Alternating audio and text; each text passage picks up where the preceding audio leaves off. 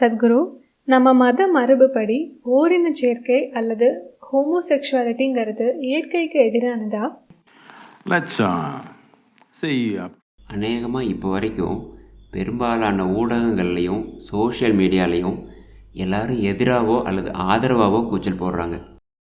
இதை நம்ம ஆதரிக்கலாமா எதிர்க்கலாமாங்கிறத கொஞ்சம் தள்ளி வச்சுட்டு இதை முதல்ல என்னன்னு புரிஞ்சுக்கலாமா? இதை பற்றி பேச கூச்சப்படுற ஆள் மாதிரியா இருக்கேன் நான்.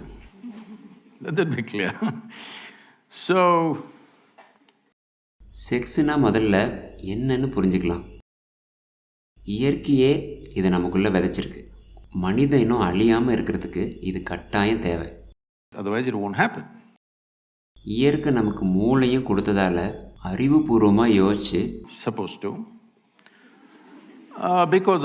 இனப்பெருக்கத்துக்காக செக்ஸுங்கிறது மாறி இன்பத்துக்காக தான் பெரும்பாலும் செக்ஸை யூஸ் பண்ணுறோம்.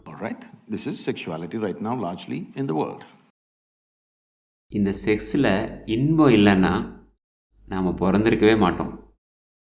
நம்ம பெற்றோர்கள் உடலுறவு நோக்கி போயிருக்க மாட்டாங்க அதில் இவ்வளோ இன்பம் இல்லைன்னா. Yes or no? நம்ம பிறந்ததே அந்த செக்ஸ்னால தான். அதனால் செக்ஸை எதிர்க்கவோ அல்லது அடக்கவோ யாரும் சொல்லலை. ஆனால் சில பேர் இன்பத்துக்காக ஓரின சேர்க்கையை விரும்புகிறாங்க.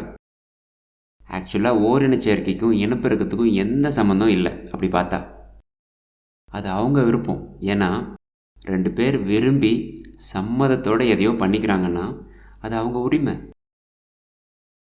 Because it's their body. உங்கள் உடம்புக்கு நீங்கள் ஆபத்தை ஏற்படுத்தாத வரைக்கும், பொது இடத்துல அப்படி நடந்துக்காத வரைக்கும் இது பிரச்சனையே இல்லை. இதைத்தான் உச்சநீதிமன்றமும் சட்டமாக அறிவிச்சிருக்காங்க. அதாவது அரசாங்கம் ஒருத்தரோட பெட்ரூமில் என்ன பண்ணுறாருன்னு தலையிட தேவையில்லை. Government need not enter people's bedrooms. இதுதான் அந்த சட்டம். Alright? எனக்கும் இதுதான் சரின்னு தோணுது. ஆனால் அதே நேரத்தில் why so many of you or ஏன் இதை பல பேர் எதிர்க்கிறாங்கன்னா, கண்டன குரல் எழுப்புறாங்கன்னா, ஹோமோசெக்சுவாலிட்டியை உலகம் முழுக்க பிரச்சாரமாக பண்ணுறீங்க. தயவு செஞ்சு இந்த பிரச்சாரத்தை நிறுத்துங்க. ஏதோ கொஞ்சம் பேர் ஓரணி சேர்க்கையை விரும்புகிறாங்க, அவங்கள தொந்தரவு பண்ணாதீங்க. அது அவங்க உரிமை. alright? நீங்கள் ஹெட்ரோசெக்சுவலாக இருந்தாலும் கூட அதை போய் தெருவில் பேசுவீங்களா? Hello? You don't, isn't it? ஏன்னா இது ஒருத்தரோட தனிப்பட்ட விஷயம். ஸோ ஓரணி சேர்க்கை விளம்பரப்படுத்தவும் வேண்டாம், எதிர்க்கவும் வேண்டாம். இதை அப்படியே இயற்கை கிட்ட விட்டுட்டிங்கன்னா இந்த மாதிரி ஓரணி சேர்க்கையை நோக்கி ஈர்க்கப்படுறவங்க ரொம்ப ரொம்ப குறைவாக தான் இருப்பாங்க. ஆனால் இந்த மாதிரி தீவிர பிரச்சாரம் பண்ணிக்கிட்டே இருந்தால் அதை நோக்கி அதிகம் பேர் ஈர்க்கப்படுற மாதிரி சூழ்நிலையை நாமளே உருவாக்கிடுவோம். சத்குரு, ஹோமோசெக்சுவாலிட்டின்னு வரும்போது நம்ம சமுதாயம் அவங்கள குற்றவாளிங்க மாதிரி பார்க்குது. இது எதனால் இப்படி இருக்குன்னு நினைக்கிறீங்க? ஏன்னா ஓரணி சேர்க்கை குற்றம்னு நம்ம நாட்டில் ஒரு லா இருந்தது. பிரிட்டிஷ்காரங்க போட்ட சட்டம் அது. அவங்க ஏன் இந்த சட்டத்தை போட்டாங்கன்னா, இங்கிலாண்டில் இருந்து அவங்க சோல்ஜர்ஸ் நம்ம நாட்டை நிர்வகிக்க வரும்போது யாரும் ஒய்ஃபையோ கேர்ள் ஃப்ரெண்டையோ கூட்டிகிட்டு வரல, எல்லாமே ஆண்கள். அதனால் ஓரணி சேர்க்கை பரவிடுச்சு அவங்களுக்குள்ள வேறு ஆப்ஷனே இல்லாததால். அதனால் இந்த சட்டத்தை போட்டாங்க. இதை பக்ரி லான்னு தான் சொன்னாங்க.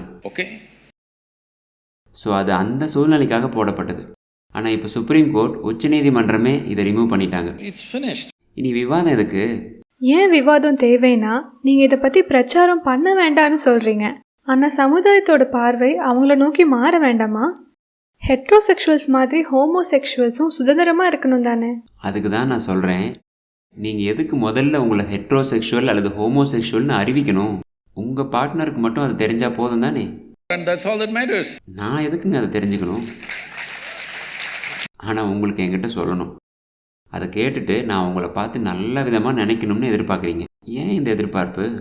ஏன் இந்த மாதிரி எதிர்பார்ப்புனா, நான் அந்த மாதிரி அறிவிக்கும் போது ஒருவேளை பயந்து வெளியில் சொல்லாமல் இருக்கிறவங்களும் தைரியமாக தங்களை வெளிப்படுத்திப்பாங்க. அப்போ தானே அந்த தயக்கம் போகும். இது ஒரு வகையில் ஹெல்ப்னு தோணுது. நீங்கள் என்ன புரிஞ்சுக்கணும்னா, உங்களோட எதிர்பார்ப்பு எப்படி இருக்குன்னா, எல்லாரும் இதை ஏற்றுக்கணும்னு நினைக்கிறீங்க.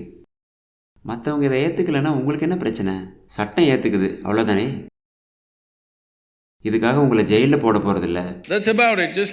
மற்றவங்களுக்கு அது பிடிக்கலன்னா உங்களுக்கு என்ன பிரச்சனை? அதில் உங்களுக்கு அது பிரச்சனையாகவே இருக்கக்கூடாதுன்னு சொல்கிறேன். It's within the framework of law, just leave it.